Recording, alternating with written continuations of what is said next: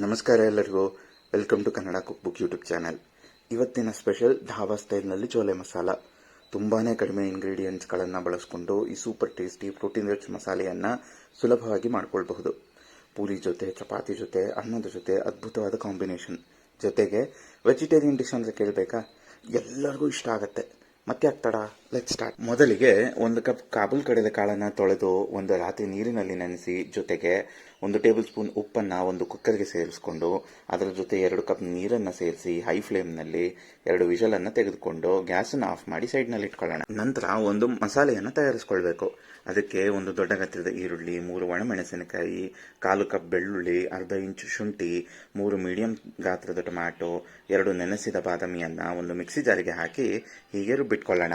ಈಗ ಈ ಚೋಲೆ ಮಸಾಲವನ್ನು ಮಾಡ್ಕೊಳ್ಳೋದಕ್ಕೆ ಬೇಕಾಗಿರೋ ಸಾಮಗ್ರಿಗಳು: 1 ದೊಡ್ಡ ಗಾತ್ರದ ಈರುಳ್ಳಿ ಸಣ್ಣಗೆ ಹೆಚ್ಚಿದ್ದು, 2 ಟೇಬಲ್ ಸ್ಪೂನ್ ಅಡುಗೆ ಎಣ್ಣೆ, 1 ಟೇಬಲ್ ಸ್ಪೂನ್ ಉಪ್ಪು, 1 ಟೇಬಲ್ ಸ್ಪೂನ್ ಒಣಮೆಣಸಿನಕಾಯಿ ಪುಡಿ, 1 ಟೀ ಸ್ಪೂನ್ ಗರಂ ಮಸಾಲ ಪುಡಿ, 1 ಟೀ ಸ್ಪೂನ್ ಧನಿಯಾ ಪುಡಿ, 2 ಟೇಬಲ್ ಸ್ಪೂನ್ ಬೆಣ್ಣೆ, ರುಬ್ಬಿಕೊಂಡ ಮಿಶ್ರಣ ಹಾಗೂ ಬೇಯಿಸಿಕೊಂಡ ಕಡಲೆಕಾಳು. ಮೊದಲಿಗೆ ಒಲೆ ಹಚ್ಚಿ ಅದರ ಮೇಲೆ ಒಂದು ದಪ್ಪತಳದ ಬಾಣಲೆಯನ್ನಿಟ್ಟು, ಬಾಣಲೆ ಬಿಸಿಯಾದ ನಂತರ ಅದಕ್ಕೆ 2 ಟೇಬಲ್ ಸ್ಪೂನ್ ಅಡುಗೆ ಎಣ್ಣೆಯನ್ನು ಸೇರಿಸ್ಕೊಳ್ತಾ ಇದ್ದೇನೆ.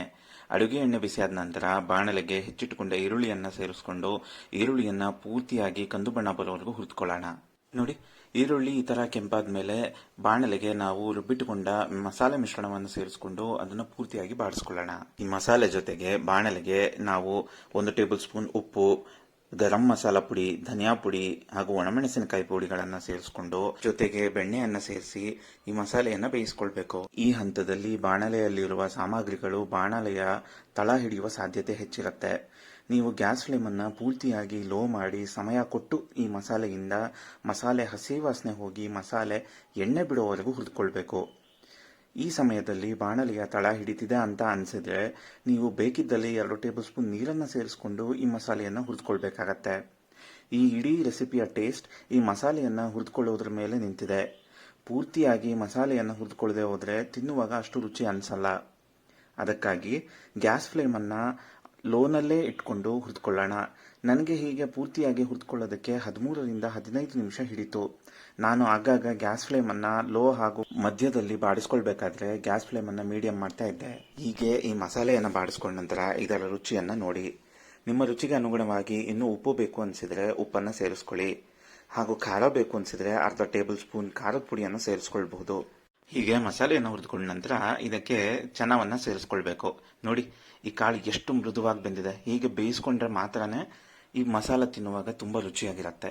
ಹೀಗೆ ಬೇಯಿಸ್ಕೊಂಡ ಕಾಬೂಲ್ ಕಡಲೆಕಾಳನ್ನ ನೀರಿನ ಸಮೇತ ಪೂರ್ತಿಯಾಗಿ ಈ ಮಸಾಲೆಗೆ ಹಾಕಿ ಸ್ವಲ್ಪ ಹೊತ್ತು ಬೇಯಿಸ್ಕೊಳ್ಳೋಣ.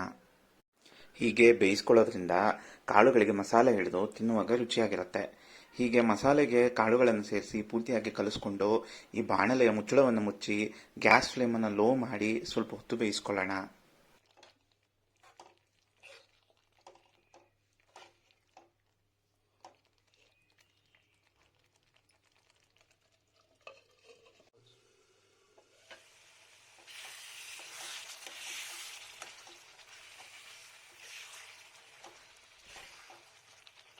ಮತ್ತಿನ್ನೇನು, ಇಷ್ಟು ಬೇಯಿಸ್ಕೊಂಡ್ರೆ ಮುಗೀತು.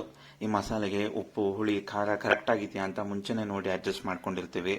ಜೊತೆಗೆ ನೀಟಾಗಿ ಬೇಯಿಸ್ಕೊಂಡಿದ್ದೀವಿ.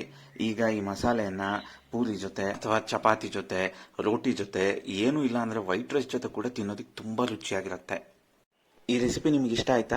ಹಾಗಿದ್ರೆ ಕೂಡಲೇ ಈ ರೆಸಿಪಿಯನ್ನು ಟ್ರೈ ಮಾಡಿ ಹೇಗೆ ಬಂತು ಅಂತ ಕಮೆಂಟ್ ಮಾಡಿ ನಮಗೆ ತಿಳಿಸಿ. ಜೊತೆಗೆ ಈಗಲೇ ಕನ್ನಡ ಕುಕ್ ಬುಕ್ ಯೂಟ್ಯೂಬ್ ಚಾನಲನ್ನು ಸಬ್ಸ್ಕ್ರೈಬ್ ಮಾಡ್ಕೊಳ್ಳಿ. ಪ್ರತಿದಿನ ನಾವು ನಮ್ಮ ಚಾನಲ್ನಲ್ಲಿ ಹೊಸ ಇದೇ ತರಹದ ಟೇಸ್ಟಿ ರೆಸಿಪಿಗಳನ್ನು ಶೇರ್ ಮಾಡ್ತಾ ಇರ್ತೇವೆ. ಈ ವಿಡಿಯೋವನ್ನು ನೋಡಿದ್ದಕ್ಕೆ ಧನ್ಯವಾದಗಳು.